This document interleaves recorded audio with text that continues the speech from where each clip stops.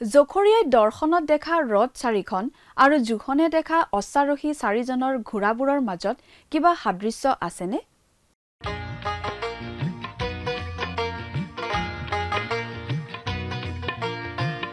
আজিৰে পবিত্ৰ ক্ষণতে উজলি উঠা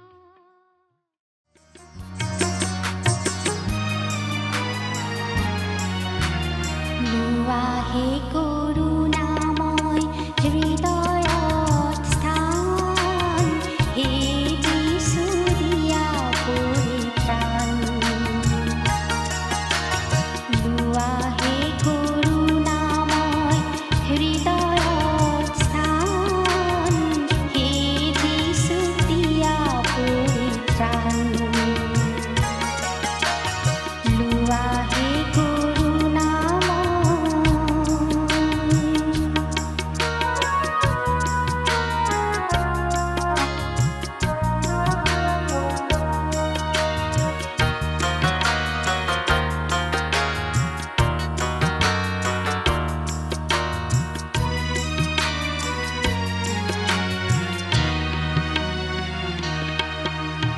জগতে বখানে প্ৰভু তুমি দুখহাৰী তুমি হে মুচিব পাৰা সকলো দুধাৰী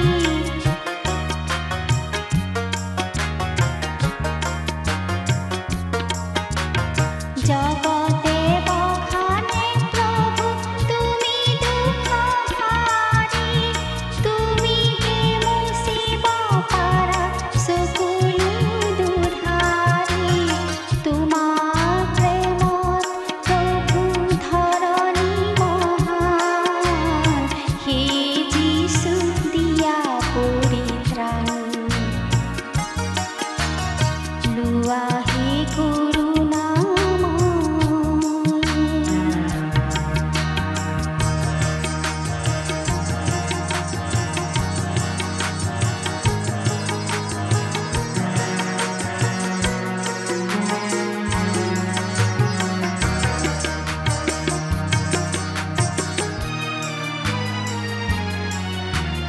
পাপৰ কালিমা লগা যিখনি ধৰণী পাপৰ কালিমা লগা যিখনি ধৰণী তোমাৰ প্ৰেমেৰে প্ৰভু কৰিলা শুৱনি তোমাৰ প্ৰেমেৰে প্ৰভু কৰিলা শুৱনি পাপী হৃদয়ো হ'ল সুখী ম্ৰিয়মান হে যিশু দিয়া পৰিত্ৰাণ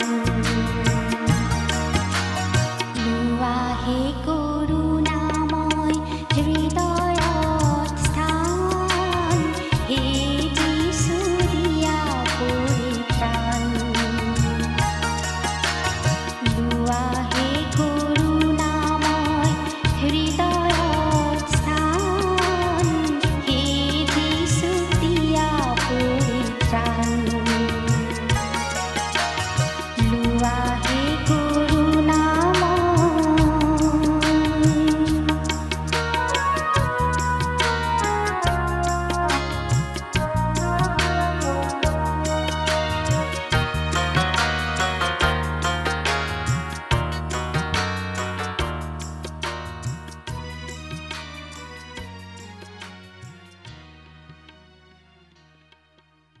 নমস্কাৰ আমাৰ ভক্তিবচন অনুষ্ঠানলৈ আপোনাক স্বাগতম জনাইছো খ্ৰীষ্টীয় বিশ্বাসী লোকসকলৰ বাবে বিশেষভাৱে প্ৰস্তুত কৰা এই ভক্তিবচন অনুষ্ঠানটো হৈছে বাইবেল অধ্যয়নৰ ধাৰাবাহিক অসমীয়া অনুষ্ঠান মাজে মাজে পুৰণি নিয়মৰ পৰা আৰু মাজে মাজে নতুন নিয়মৰ পৰা একোখন পুস্তক অধ্যয়নৰ বাবে লৈ বাইবেলৰ গোটেই ৬৬খন পুস্তকৰে ইয়াত অধ্যয়ন কৰা হ'ব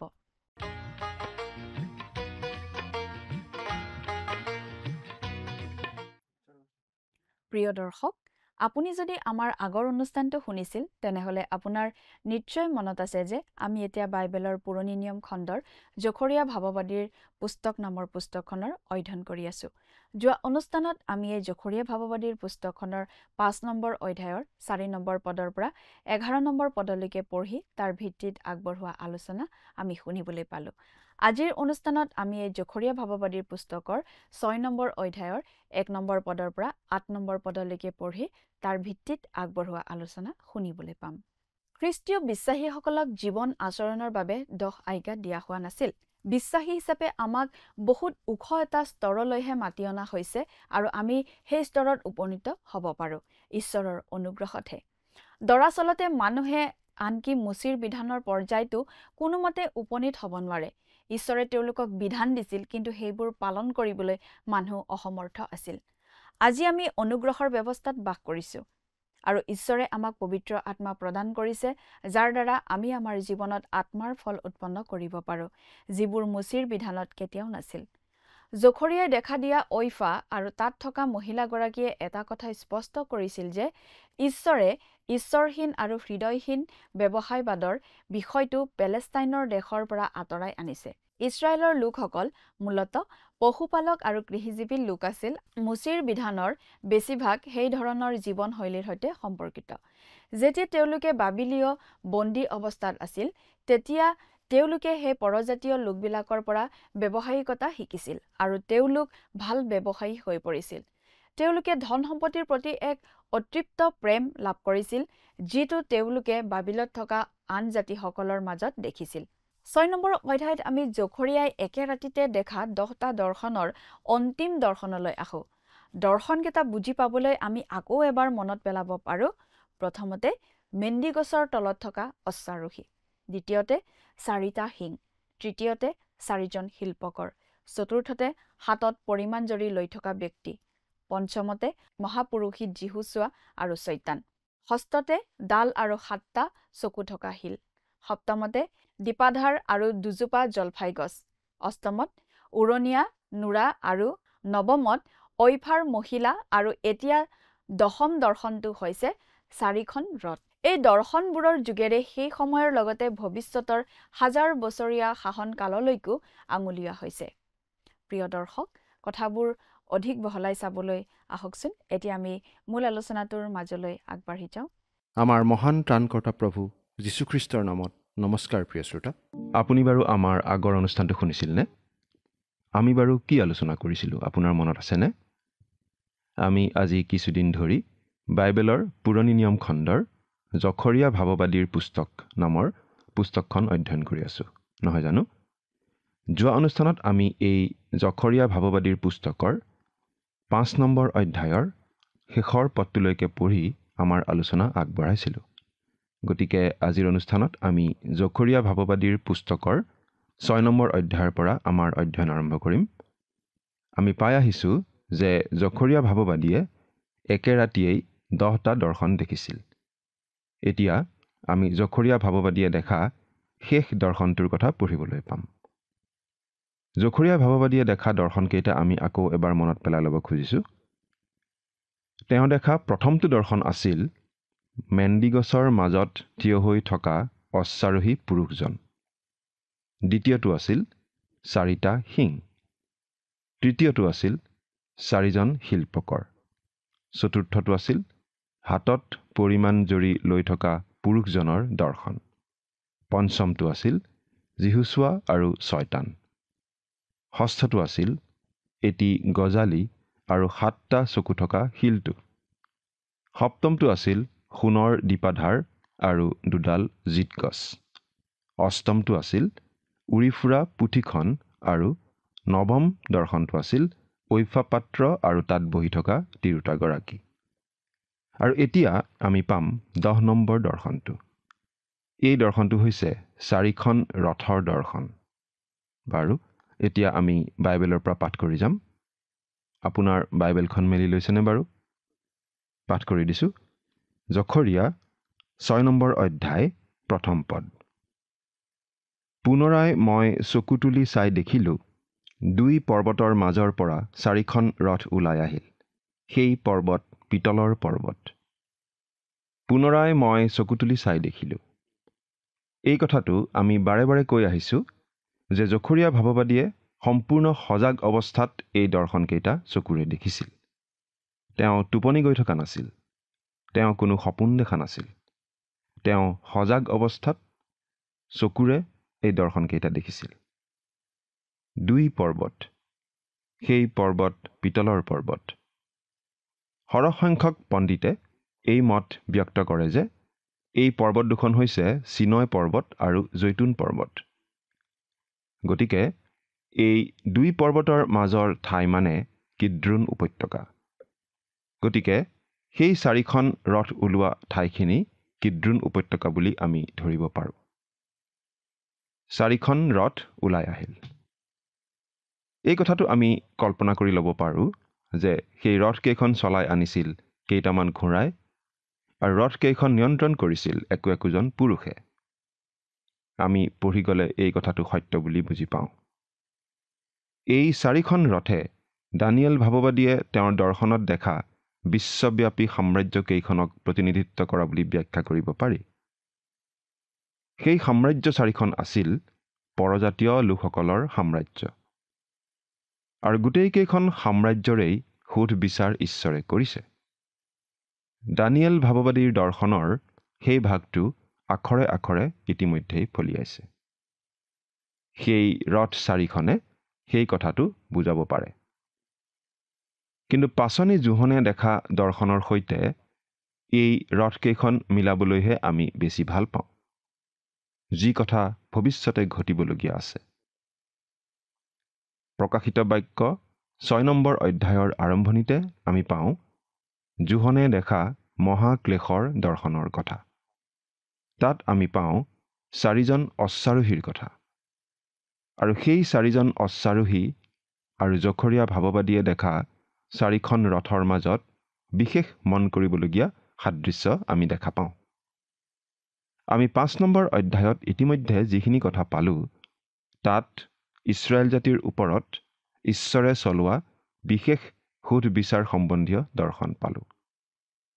কিন্তু এই 6 নম্বৰ অধ্যায়ত আমি পাওঁ ঈশ্বৰৰ লোকসকলৰ ওপৰত দমন নিপীড়ন চলোৱা পৰজাতীয় লোকসমূহৰ ওপৰত ঈশ্বৰে চলাবলগীয়া সোধ বিচাৰৰ কথা। ইয়াত অতীতত ঈশ্বৰে চলোৱা বিচাৰৰ কথাও আছে আৰু ভৱিষ্যতে মহাক্লেশৰ সময়ছোৱাত ঈশ্বৰে চলাবলগীয়া সোধ বিচাৰৰ কথাও আছে। সেই পৰ্বত পিতলৰ পৰ্বত। এই পৰ্বতকেইখন আছিল পিতলৰ। সেই সময়ত পিতল বা ব্ৰঞ্জ ধাতুৰ বিষয়ে লোকসমূহে জানিছিল। আমি মানৱ ইতিহাসৰ প্ৰাচীন দিনবোৰলৈ উভতি চালে দেখিবলৈ পাওঁ যে প্ৰাচীন কালতেই এনেকুৱা বিশেষ সংকৰ ধাতুৰ বিষয়ে মানুহে জানিছিল। পুৰণি নিয়মত এই ব্ৰঞ্জ ধাতুৱে আচলতে সোধ বিচাৰ বা দণ্ড বুজাইছিল। ঈশ্বৰৰ নিয়ম তম্বুত পাপৰ বিচাৰ কৰোঁতে ব্যৱহাৰ হোৱা সঁজুলি দুবিধৰ নিৰ্মাণ কাৰ্যত ব্যৱহাৰ হোৱা ধাতুৰ ভিতৰত এই পিতলো এবিধ ধাতু আছিল। যিহেতু এই দৰ্শনটোত দেখা পৰ্বত দুটা আছিল পিতলৰ, গতিকে এই পৰ্বত দুটাই ঈশ্বৰৰ ক্ৰোধ, দণ্ড আৰু সোধ বিচাৰক বুজায়। ঈশ্বৰৰ পৰা ক্ৰোধ, অভিশাপ, দণ্ড নামি আহিব এই কিদ্ৰোন উপত্যকাৰ পৰা। 4টা দণ্ড হ'ব আৰু সেই 4টা দণ্ড বা শাস্তিক এই 4খন ৰথৰ দ্বাৰা বুজোৱা হৈছে। এতিয়া আমি 2 আৰু 3 নম্বৰ পদ দুটা পঢ়ি দিব খুজিছোঁ। প্ৰথম ৰথত ৰঙা ঘোঁৰা, দ্বিতীয়খনত ক'লা ঘোঁৰা, তৃতীয়খনত বগা ঘোঁৰা আৰু চতুৰ্থখনত বলি ফুটুকা ঘোঁৰা। এই ঘোঁৰাবোৰৰ ৰংকেইটা বিশেষভাৱে মন কৰিবলগীয়া। প্ৰকাশিত বাক্যৰ 6 নম্বৰ অধ্যায়ত শেষকালত ঘটিবলগীয়া ঘটনা বুজাবলৈ যি 4টা অশ্বাৰোহীৰ দৰ্শন দিয়া হৈছে, তাৰ ঘোঁৰাকেইটাৰ ৰঙৰ সৈতে এই ৰংকেইটা একেই। জোহনে 4জন অশ্বাৰোহী দেখিছিল আৰু জখৰীয়াই 4খন ৰথ দেখিছিল। এই দুয়োটা দৰ্শনৰ মাজত নিশ্চয় সাদৃশ্য আছে আৰু দুয়োটা দৰ্শনে একে ঘটনাৰ কথাকে বুজায় বুলি আমি ক'ব পাৰোঁ। জোহনৰ দৰ্শনৰ সেই ৰঙা ঘোঁৰাই বুজায় যুদ্ধ বিগ্ৰহ, ক'লা ঘোঁৰাই বুজায় আকাল দুৰ্ভিক্ষ, আৰু পাণ্ডু বৰণীয়া ঘোঁৰাই বুজায় মৃত্যু, আৰু এই সকলোবোৰে বুজায় সৰ্বশক্তিমান ঈশ্বৰৰ পৰা নামি অহা দণ্ড অভিশাপৰ কথা।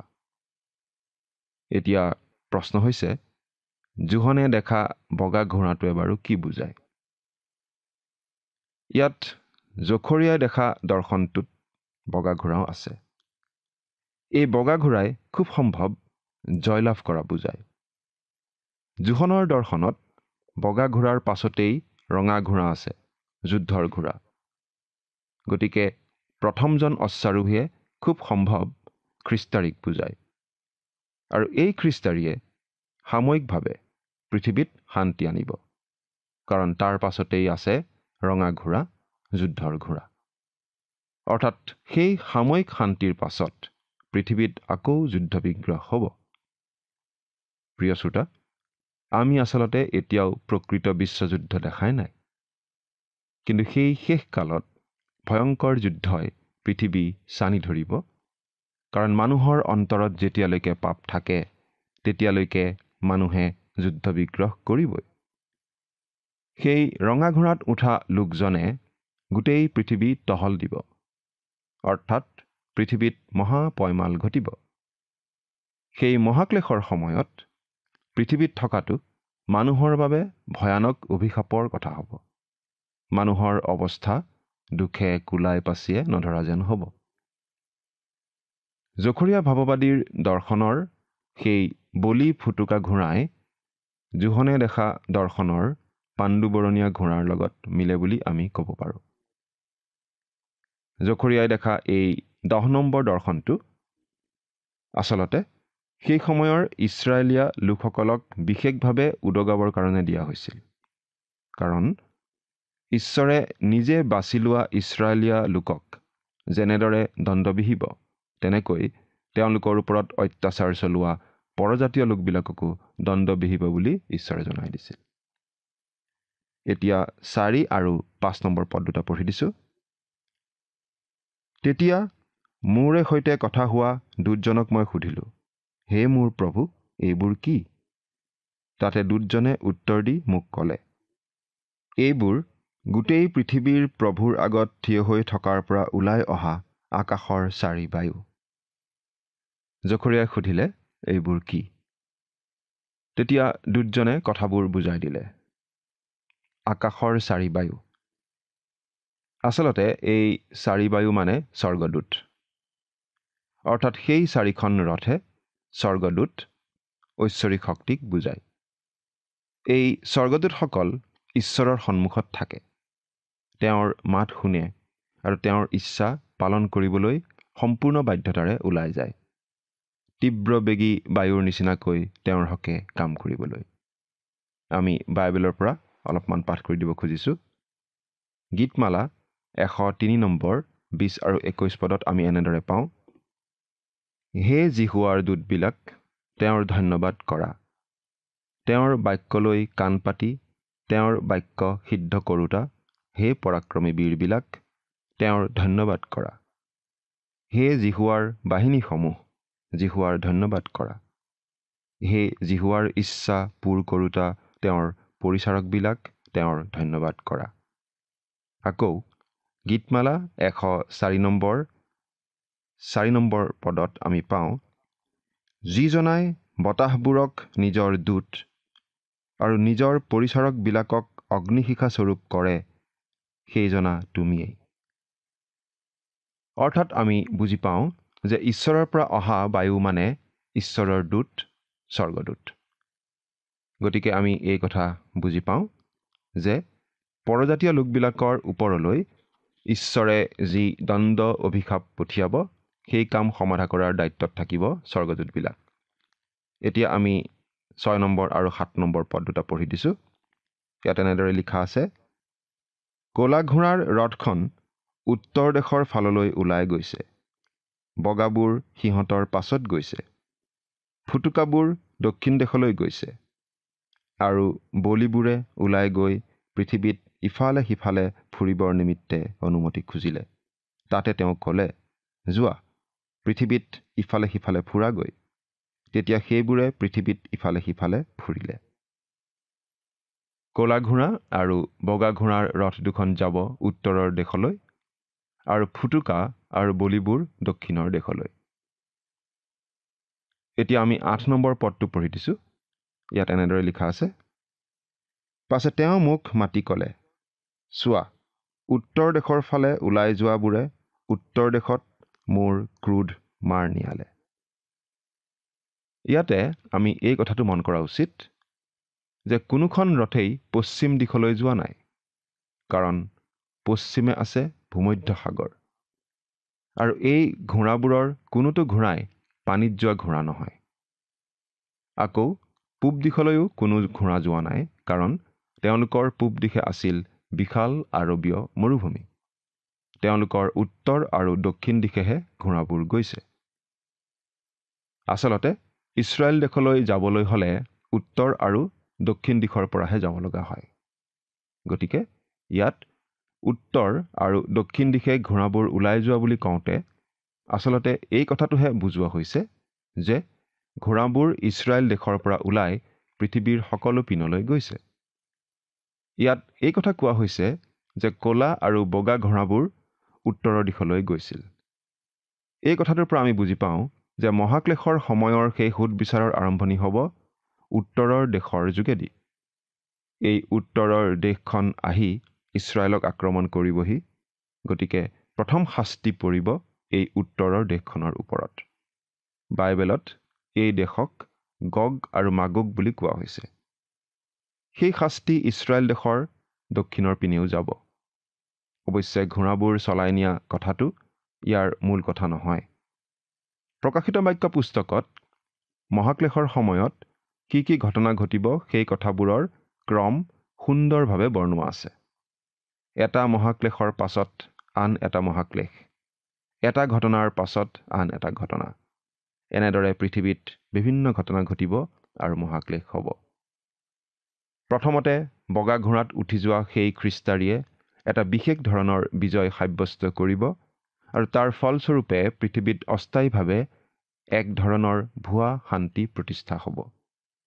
পৃথিৱীৰ মানুহবোৰে সঁচাকৈয়ে পৃথিৱীত চিৰদিনীয়া শান্তি, স্থায়ী শান্তি আহি যোৱা বুলি ভুল কৰিব আৰু স্বস্তিৰ নিশ্বাস পেলাব।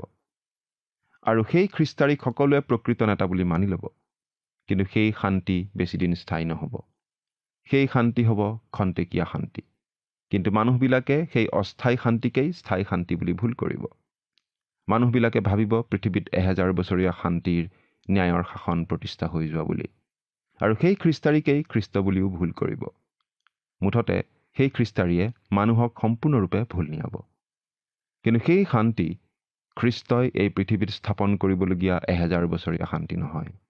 প্ৰকৃততে সেয়া হ'ব পৃথিৱীত মহাক্লেশৰ আৰম্ভণিহে। কাৰণ সেই বগা ঘোঁৰাৰ পাছতেই আহিব ৰঙা ঘোঁৰা, অৰ্থাৎ যুদ্ধ বিগ্ৰহৰ ঘোঁৰা।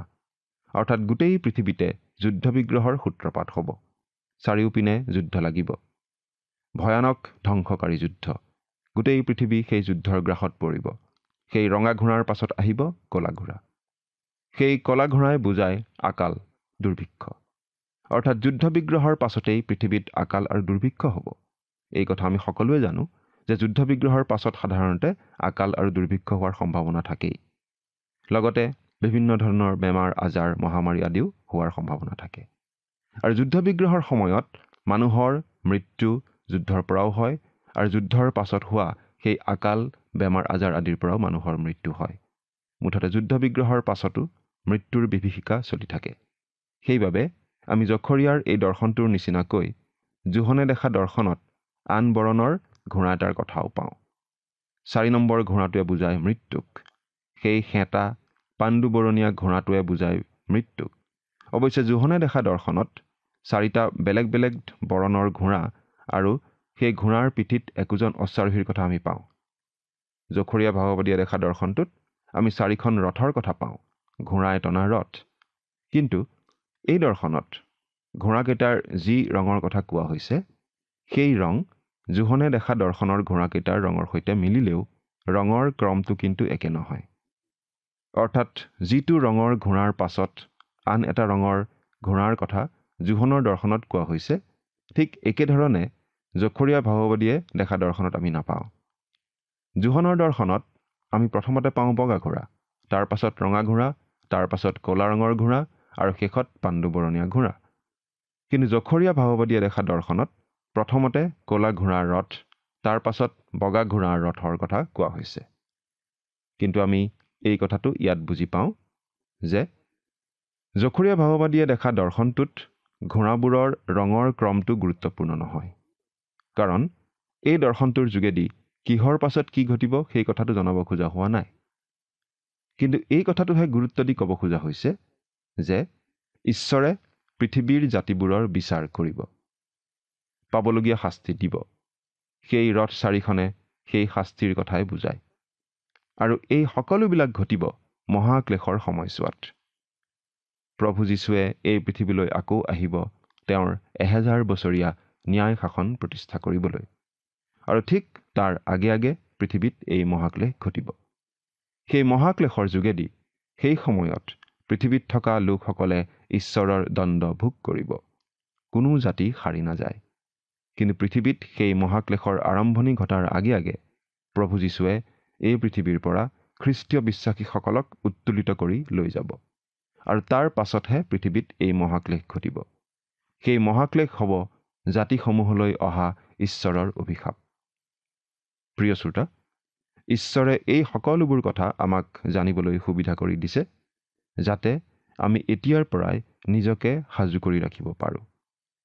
প্ৰভু যীশুক ত্ৰাণকৰ্তা বুলি গ্ৰহণ কৰি আমি সেই মহাক্লেশৰ পৰা হাত সাৰি স্বৰ্গত অনন্তকালৰ বাবে বাস কৰাৰ সুবিধা গ্ৰহণ কৰিব পাৰোঁ। সেই সুবিধা আপুনি গ্ৰহণ কৰিছেনে? ঈশ্বৰে আপোনাক আশীৰ্বাদ কৰক। আমেন।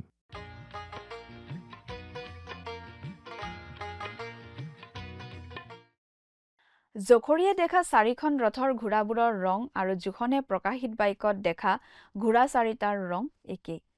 এইটো বিশেষভাৱে মন কৰিবলগীয়া কথা। গতিকে জখৰীয়ে দেখা ৰথ 4খন আৰু জোহনে দেখা অশ্বাৰোহী 4জনৰ মাজেৰে একে কথাই বুজোৱা হৈছে বুলি ক'ব পাৰি। এটা কথা মন কৰিব লাগে যে কোনোটো ঘোঁৰা পশ্চিমলৈ নাযায়, যিহেতু পশ্চিমত ভূমধ্য সাগৰ আছে আৰু এইবোৰৰ কোনোটোৱেই সাগৰীয় ঘোঁৰা নহয়। কোনো ঘোঁৰা পূবলৈও নাযায়, কাৰণ মহান আৰবীয় মৰুভূমি তাত আছে। ঘোঁৰাবোৰ উত্তৰ আৰু দক্ষিণলৈহে যায়, যিটো ইছৰাইলৰ পৰা পৃথিৱীৰ আন যিকোনো ঠাইলৈ যোৱাৰ স্থলপথ। গতিকে ইয়াৰ অৰ্থ হৈছে যে ঘোঁৰাবোৰ ইছৰাইলৰ পৰা বাহিৰ ওলাই সমগ্ৰ পৃথিৱীলৈ যায়। প্ৰিয় দৰ্শক, আজিলৈ আমাৰ অনুষ্ঠানটো ইমানতে সামৰণি মাৰিব খুজিছোঁ। পৰৱৰ্তী অনুষ্ঠানত আপোনালোকক পুনৰ লগ পোৱাৰ আশা ৰাখিছোঁ। সামৰণি মৰাৰ আগতে আহকচোন আমি খন্তেক প্ৰাৰ্থনাত মূৰ দুৱাওঁ। স্বৰ্গত থকা অতি মৰমীয়াল দয়ালু পিতৃ ঈশ্বৰ, প্ৰভু তোমাক ধন্যবাদ দিওঁ সুন্দৰ সময়ৰ বাবে। দয়ালু মৰমীয়াল পিতৃ ঈশ্বৰ, এই সময়তে প্ৰাৰ্থনা কৰিছোঁ প্ৰতিজন দৰ্শকসকলৰ বাবে। প্ৰভু, হয়তো তেওঁলোকে বিভিন্ন সমস্যাত প্ৰভু থাকিব পাৰে, কিন্তু প্ৰভু তেওঁলোকৰ এই সমস্যাৰ মাজতো যাতে তোমাক যাতে পাহৰি নাযায়, কিন্তু তোমাৰ চৰণত সেই সকলো সমস্যাৰ সমাধান যে বিচাৰি পায় তাক যাতে তেওঁলোকে জানিব পাৰিব, বুজিব পাৰিব, আৰু সেইমতে প্ৰভু তোমাক সোধাই বিশ্বাসত যাতে দৃঢ় হৈ প্ৰভু তোমাৰ নামেৰে আগবাঢ়ি যাবলৈ পাৰিব, তেনে আশীৰ্বাদ প্ৰভু তুমি দান কৰিবা। এই সকলো যাচনা মহান ত্ৰাণকৰ্তা প্ৰভু যীশুখ্ৰীষ্টৰ নামত অৰ্পণ কৰিছোঁ। আমেন। প্ৰিয় দৰ্শক, যোৱা অনুষ্ঠানৰ প্ৰশ্নটোৰ শুদ্ধ উত্তৰটো হৈছে অপশ্যন ডি, বাবিল। আজিৰ অনুষ্ঠানৰ ওপৰত আধাৰিত প্ৰশ্নটো হৈছে জখৰীয়াৰ দৰ্শনত 4 বায়ু বুলি কাৰ কথা বুজোৱা হৈছে? Option A Ruth, option B ঘোঁৰা, অপশ্যন চি স্বৰ্গদূত, অপশ্যন ডি চাৰিওদিশ। প্ৰিয় দৰ্শক, আজিৰ প্ৰশ্নৰ সঠিক উত্তৰটো আজি সন্ধিয়া 6 বজাৰ আগেয়ে আপোনাৰ নাম আৰু সম্পূৰ্ণ ঠিকনাৰে সৈতে আমালৈ 7429840242 নম্বৰত SMS নাইবা হোৱাটছআপ যোগে প্ৰেৰণ কৰক। প্ৰিয় দৰ্শক, আপুনি যদি আমাৰ এই অনুষ্ঠানৰ যোগেদি আশীৰ্বাদপ্ৰাপ্ত হৈছে আৰু আমাৰ লগত কথা পাতিবলৈ বিচাৰিছে বা আপোনাক প্ৰাৰ্থনাৰ সহায়ো পৰামৰ্শ লাগে, তেন্তে আমালৈ 7429840242 এই নম্বৰত পোনপটীয়াকৈ ফোন কৰিব পাৰিব। ধন্যবাদ।